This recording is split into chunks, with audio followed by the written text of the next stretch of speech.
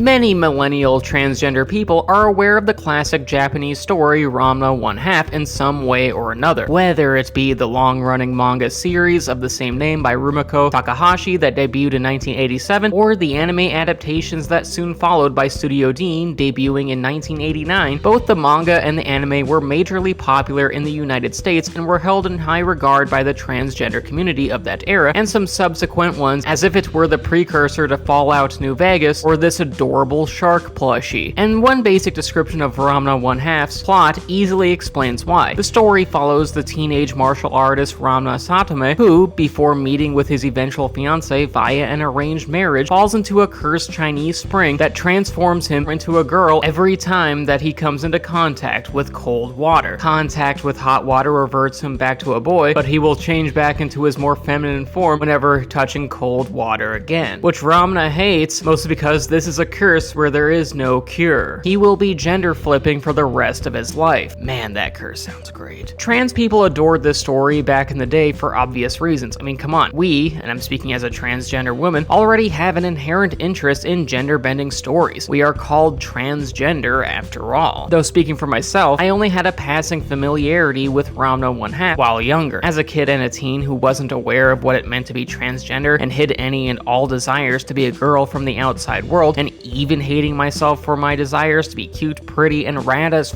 fucking balls, I didn't watch anime or read manga at that time, so I didn't have a vested interest in the Ranma 1/2 series as many other trans peers from my era of upbringing did. Yet even with that said, I was still aware of Ranma 1/2 in a very roundabout way. Despite being oblivious of what my secret desire for being female meant for me, I did often search transformation stories on Google as well as YouTube videos where males magically transformed into females. You know, just normal guy stuff. And I eventually stumbled onto Ranma 1/2 and watched some of the transformation sequences and other clips from the show to the point that, even though I never had seen the show proper, I did gain an understanding for what the show was about whenever other trans people of my age used the show as a reference point. I'm in the know, for once. Hence why I was interested in the recently released great first season of the remake of Ranma 1/2 on Netflix, animated by Studio Mappa. From what I understand, the new take on Ranma 1/2 follows the manga source material very closely and maintains a plot very similar to what was seen in the original anime adaptation. But even for those with little to no familiarity with the property itself can still follow along, mostly because this remake is good and well executed. It is animated in vivid detail, has a good sense of heart, is incredibly humorous, and features fun utilizations of the gender-bending dynamics inherent to the property that delighted my very gay soul, as well as many others. Additionally, the gender dynamics, of which the show's aforementioned heart, humor, and fun lie, are very interesting as Ranma and his potential fiancée Akane Tendo grapple with some of Ranma's misogyny, all before he is humbled by cold water to the face and thus a new feminine appearance. Something that always gives Ranma some much needed perspective, because that's the ultimate power of estrogen. Then there's the fact that there are some adversaries Ranma confronts who want to date either his boy or girl form, as well as those who wish to woo Akane away from him, as Ranma begins to realize that he actually has some feelings for her, because enemies to lovers and all that. Usually these confrontations with other suitors begin with childish insults, which I found very humorous as a connoisseur of juvenile jokes.